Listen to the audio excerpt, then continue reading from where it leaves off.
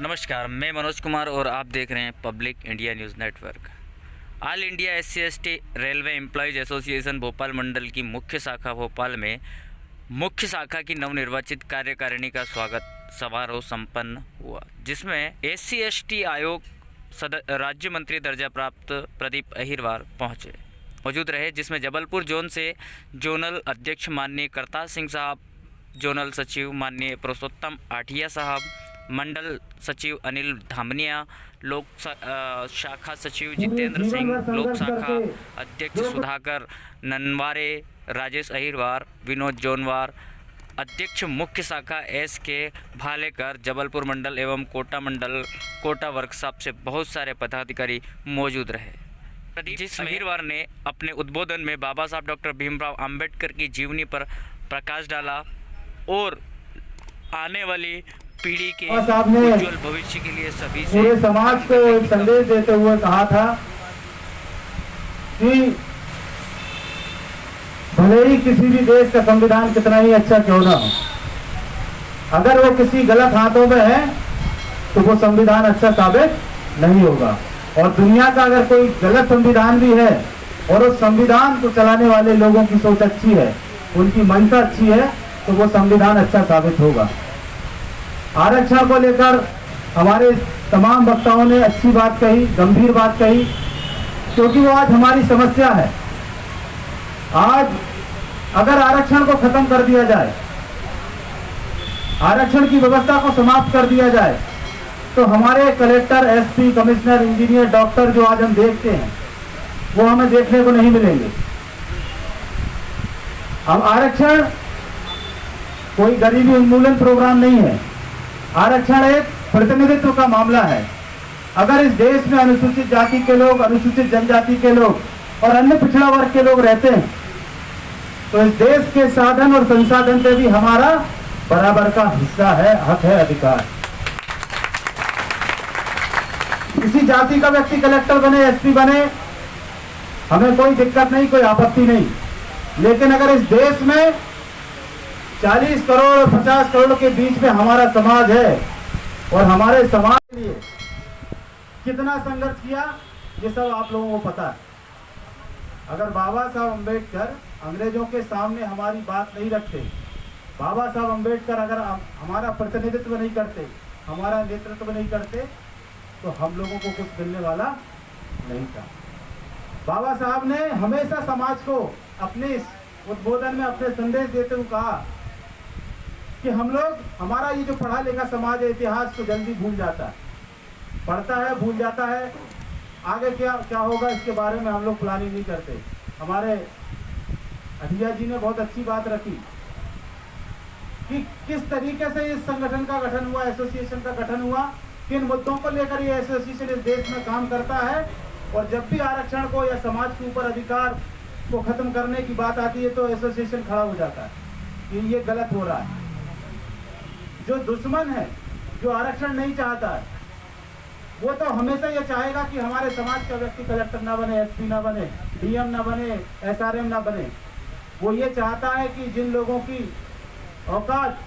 गांव में मरे हुए जानवर उठाने की है, जिन लोगों की औकात खेती करने की है, जिन लोगों की औकात माला बनाने की है, जिन लोगों की औकात जो जाति कर्म इस देश में पहले से निर्धारित थे, दिलाए। और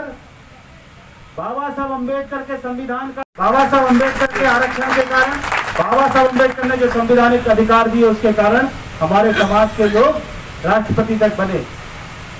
मुख्यमंत्री तक हमारे समाज के हुए, देश में तमाम पद हमारे समाज के लोगों को मिले। अनुसूचित जाति के लोग, अनुसूचित जनजाति के लोग या अन्य पिछड़ा वर्ग के लोग भी हो, ये लोग अगर देश में प्रगति कर रहे हैं, ये देश में अपना नाम ऊंचा कर रहे हैं, अपने समाज के लोगों के लिए प्रेरणा बन रहे हैं, तो किसी और के कारण नहीं, बल्कि हमारे भगवान डॉक्टर बाबा साहब अम्बेडकर के कारण। और आज इस देश में एक ऐसी समस्या आन पड़ी है कि जो आयोग की बात हो रही है, मेरे सामने जितने भी हमारे लोग बैठे हैं, जो मुझे पर्सनली जानते हैं कि मैं किस तरीके से इस पद पे जब से आया हूं, किस तरीके से मैं समाज के लोगों के लिए काम करता हूं और मेरा प्रयास हमेशा रहता है कि समाज के लोगों को जल्दी से जल्दी न्याय मिले। जो व्यवस्थाएं आज दूसरे लोगों के हाथ में हैं, जो व्यवस्थाएं, जो प्रशासनिक शक्तियां दूसरे लोगों के हाथ में हैं, उन लोगों के जो शक्तियां हैं, उन लोगों की शक्तियों को चुनौती देते हुए भी मैं अपने समाज के लोगों का काम करने का काम करता हूं। एसपी हो, कलेक्टर हो या अन्य कोई भी विभाग का उच्च पदाधिकारी हो, अगर कोई समस्या मेरे पास आती है तो मैं उस समस्या का निराकरण करने का काम करता हूं।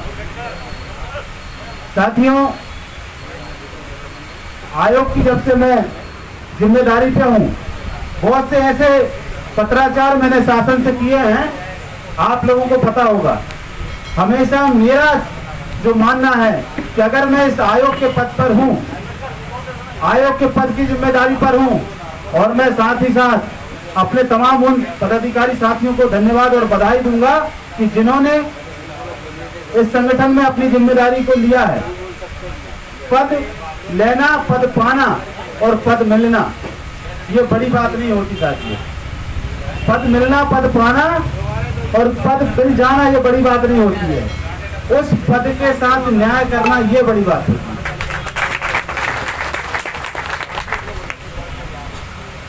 मैं जब से इस पद के ऊपर विराजमान हुआ, एक संवैधानिक पद है, लेकिन इस संवैधानिक पद पर भी रहते हुए अगर समाज हित की बात आती है तो ऐसे पद को मैं नहीं देखता, मैं समाज हित को देखने का काम कर लेता। अगर आज आयोग के सदस्य का मेरे पास पद है तो ये मेरी व्यक्तिगत योग्यता के कारण नहीं, बल्कि समाज में मैं पैदा हुआ हूं, उस कारण मेरे पास ये पद है।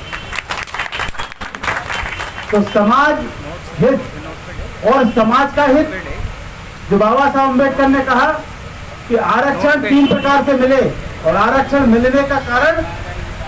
जो आर्थिक रूप से हमारा समाज कमजोर था, शैक्षणिक रूप से हम लोग कमजोर थे, इस कारण अंग्रेजों ने इस बात को माना। बाबा साहब अम्बेडकर ने जब अंग्रेजों के सामने गोलमेज सम्मेलन में ये बात रखी कि देश का जो बड़ा समाज है आज भी जानवरों की तरह जी रहा है और उन लोगों को आज भी पानी पीने का अधिकार नहीं है। बाबा साहब अम्बेडकर ने जब महार तलाव आंदोलन 20 मार्च को किया तो आंदोलन को करने के पीछे बाबा साहब अम्बेडकर की मंशा ये थी कि मैं दुनिया में सबसे पढ़ा लिखा। बाबा साहब अम्बेडकर जब उस समय स्थापित इस दुनिया के अंदर हो गए थे, बाबा साहब अम्बेडकर ने जब महार का 14 आंदोलन शुरू किया तो तमाम मीडिया को इकट्ठा किया, दुनिया की सबसे बड़ी मीडिया को बुलाया, और बाबा साहब अम्बेडकर जब महार तालाब में पानी पीने गए तो उस गांव के जातिवादी लोगों ने बाबा साहब अम्बेडकर को लठ लेके रोकना शुरू कर दिया। तब बाबा साहब अम्बेडकर ने दुनिया के सामने चिल्लाकर कहा था कि ये डॉक्टर अम्बेडकर, अगर विद्वता की बात आती है तो मेरे सामने दुनिया का कोई आदमी नहीं टिक सकता, लेकिन इस देश की सड़ी गली जाति व्यवस्था ऐसी है कि दुनिया के विद्वान आदमी को भी यहाँ पर पानी पीने से रोक दिया गया है। उस बात को अंग्रेजों ने स्वीकार किया, उसी के कारण आज हमारा समाज अच्छे से अच्छा पानी पीने का अधिकारी हुआ है। महार 14 आंदोलन एक सांकेतिक प्रदर्शन था बाबा साहब अम्बेडकर का। काला राम मंदिर का जो आंदोलन हुआ, बाबा साहब अम्बेडकर ने बताया कि आज भी हमारे समाज के लोगों को मंदिर में जाने का अधिकार नहीं है। बाबा साहब अम्बेडकर ने दुनिया को बताया कि किस तरीके से हम इस देश में रहते हैं। बाबा साहब अम्बेडकर ने जो हमारी समस्या थी उस समस्या को दुनिया को बताया कि देश में आज भी हमारा समाज किस तरीके से रहता है। और उस समस्या को जब दुनिया के लोगों ने संज्ञान लिया, अंग्रेजों ने जब संज्ञान लिया, तो हमारे लोगों को पढ़ने लिखने में जो मदद अंग्रेजों ने की, जो स्कूल अंग्रेजों ने हमारे लिए शुरू किए और जिस तरीके की सुविधाएं अंग्रेजों ने हमारे लिए दी, उसी का परिणाम है कि आज हमारा समाज पढ़ लिख कर तैयार हो गया।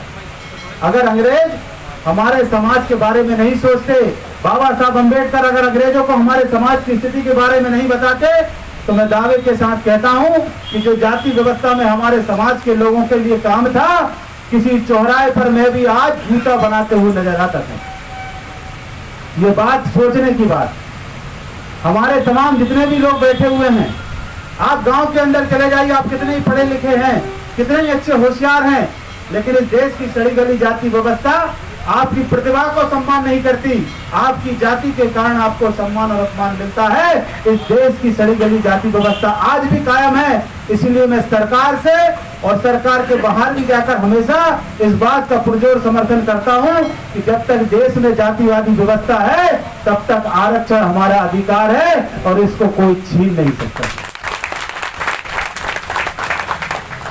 अगर आरक्षण को ये लोग छीनने का काम करते हैं तो आप लोगों को भी एकजुट होने के लिए तैयार रहना पड़ेगा। अगर आज ये लोग आपके अधिकार को खत्म करने का काम करेंगे तो आप लोगों को भी अपने बच्चों को और आने वाली पीढ़ियों को जवाब देने के लिए इतना काम करना पड़ेगा, इतना बड़ा आंदोलन करना पड़ेगा कि दुश्मनों को इस बात का एहसास हो जाए कि अगर हमने इनको छेड़ दिया तो ये हमें छोड़ेंगे नहीं। इस ताकत को आपको निर्माण करना पड़ेगा। 2 अप्रैल 2019 का आंदोलन, 18 का आंदोलन किसको नहीं पता, जब सुप्रीम कोर्ट ने यह कह दिया कि एट्रोसिटी एक्ट को खत्म कर दिया जाना चाहिए, इसका कोई औचित्य नहीं है। एट्रोसिटी एक्ट को खत्म कर दिया जाना चाहिए, इसका कोई औचित्य नहीं है। उस समय इस देश में जो सामाजिक परिवर्तन हुआ और इस सामाजिक परिवर्तन के जो पुरोधा थे मनोहर कांशीराम साहब, उन्होंने इस देश में जो अलख जगाई, उस अलख का अगर जीता जागता उदाहरण भारत के आजादी के इतिहास में कोई देखने को मिलता है तो 2018 का 2 अप्रैल का आंदोलन मिलता है। कितनी बड़ी संख्या में हमारे अधिकार को बचाने के लिए इस देश का एक नागरिक, जो हमारे दलित आदिवासी समाज के लोग थे, तमाम लोग इस देश के अंदर रोड पे आ गए। किस लिए आ गए कि हमारे अनुसूचित जाति के लोगों पे, अनुसूचित जनजाति के लोगों पे जो अत्याचार होते हैं और उस अत्याचार से बचाने के लिए जो कानून है, अगर सुप्रीम कोर्ट उसको बदलेगा, हटाएगा तो हम लोग चैन से नहीं बैठेंगे। उस समय इस देश के लोगों ने पूरी दुनिया को बता दिया कि हम लोग अपने अधिकारों को लेने वाली सोच पैदा कर चुके हैं। जब हमारा समाज करोड़ों की संख्या में इकट्ठा हुआ तो देश की जो मोदी सरकार थी, उस सरकार को भी सोचने पर मजबूर होना पड़ा और सरकार ने नोटिफिकेशन जारी किया और जो पहले का एट्रोसिटी एक्ट था उससे भी मजबूत एट्रोसिटी एक्ट सरकार ने लागू कर दिया। क्यों कर दिया? इसीलिए लागू कर दिया कि हम लोगों ने 2 अप्रैल का जलवा मोदी सरकार को दिखा दिया। हम लोगों ने जो जलवा था वो सरकार को दिखा दिया। मोदी सरकार भी इस बात को समझ गई कि अगर इस देश में मुझे सत्ता में आना है, मुझे प्रधानमंत्री बने रहना है, तो धन्यवाद डॉक्टर बाबा साहब अम्बेडकर को देना चाहिए कि बाबा साहब अम्बेडकर ने जब कॉन्स्टिट्यूशन बनाया तो इस देश के प्रधानमंत्री नरेंद्र मोदी का भी एक वोट और हमारे राम सिंह भाई का भी एक वोट है और इस देश में सबसे ज्यादा वोट अनुसूचित जाति